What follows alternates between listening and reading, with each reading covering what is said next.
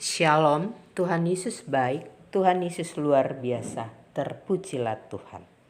Saudaraku, mari beberapa menit kita siapkan waktu untuk berjumpa dengan Tuhan dalam doa dan firman.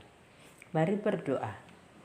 Bapa, kami bersyukur kami semua dalam pertolongan-Mu. Masih ada nafas hidup yang Tuhan berikan bagi kami. Hari ini kami mau mendengar firman Tuhan. Berbicaralah kepada kami sedia mendengarkannya. Di dalam nama Tuhan Yesus. Amin. Firman Tuhan Yohanes pasal 15 ayat 5. Akulah pokok anggur dan kamulah ranting-rantingnya. Barang siapa tinggal di dalam aku dan aku di dalam dia, dia berbuah banyak. Sebab di luar aku kamu tidak dapat berbuah.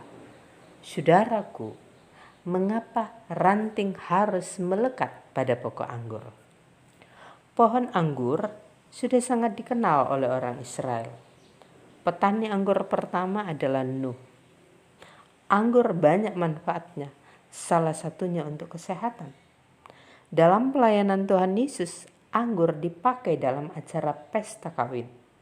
Ingat, Tuhan Yesus buat mujizat air jadi anggur. Itulah sebabnya Tuhan Yesus mengambil perumpamaan pohon anggur untuk menjelaskan tentang kehidupan umat Tuhan supaya para murid mudah mengerti. Nah, bagi kita pohon anggur dan buah anggur kita sudah mengenal. Kita sering mengkonsumsi buah anggur karena enak rasanya. Saudaraku, Bapa di sorga adalah pengusahanya. Tuhan Yesus adalah pokok anggurnya. Umat Tuhan, saya dan saudara adalah ranting-rantingnya. Sebagai pokok anggur, Tuhan Yesus adalah sumbernya yang memberikan jaminan kehidupan bagi ranting-rantingnya, bagi umat Tuhan. Supaya ranting itu bisa berbuah. Dan untuk bisa berbuah, ranting itu harus dilakukan dua hal. Ranting yang selalu berbuah itu harus selalu dibersihkan supaya lebih banyak buahnya. Sementara ranting yang tidak berbuah akan dipotongnya, dibuang menjadi kering, kemudian dikumpul untuk dibakar. Demikian dengan umat Tuhan sebagai ranting. Umat Tuhan yang melekat pada pokok anggur, pada Tuhan Yesus, pasti berbuah. Karena Tuhan Yesus memberikan jaminan kehidupan bagi mereka. Dan umat Tuhan yang tidak melekat pada pokok anggur itu tidak berbuah.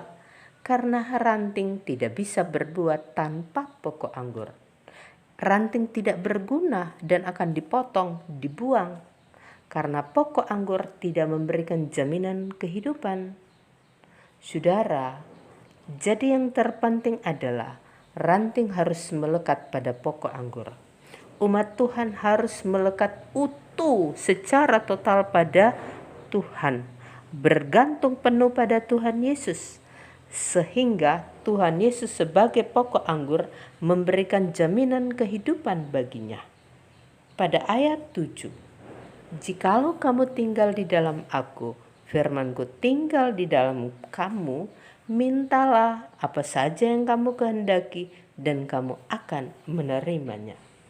Kalau kita tinggal di dalam Tuhan, maka firman Tuhan tinggal di dalam kita dan kita hidup di dalam firman itu, maka ada jaminan apa yang kita minta, kita akan menerimanya.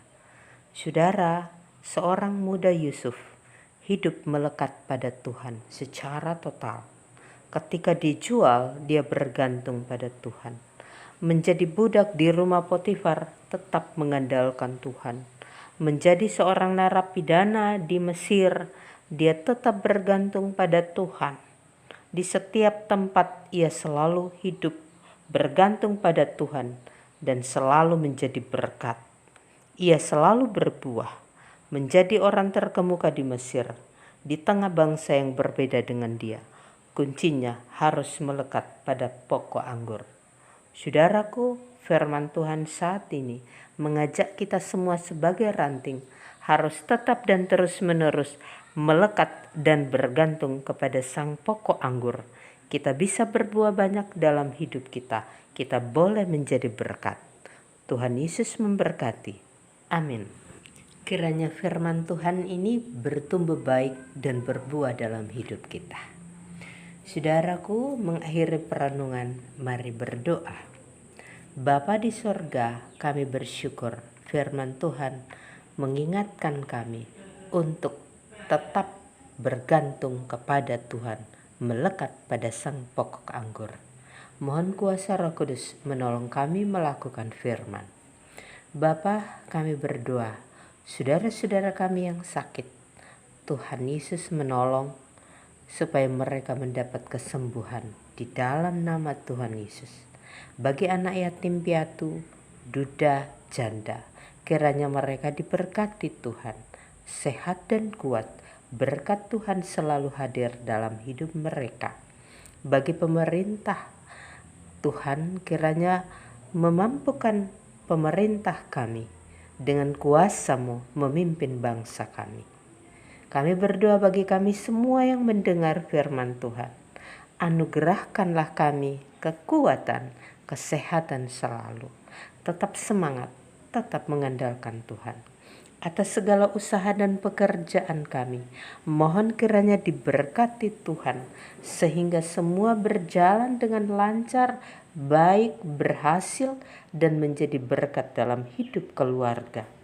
Anak-anak kami dalam pertumbuhan dan pendidikan, Tuhan kiranya menolong untuk berhasil. Orang tua kami yang sudah tua, Tuhan kiranya memberkati, tetap sehat, tetap kuat iman menjalani hidup ini. Mohon ampun dosa kami bawa hanya di dalam nama Tuhan Yesus. Amin. Saudaraku, terima kasih. Kiranya Tuhan Yesus menolong dan memimpin kehidupan kita selalu. Sambutlah hari ini, jalanilah dengan penuh iman. Berkat-berkat baru telah Tuhan sediakan bagi kita semua. Tuhan Yesus memberkati.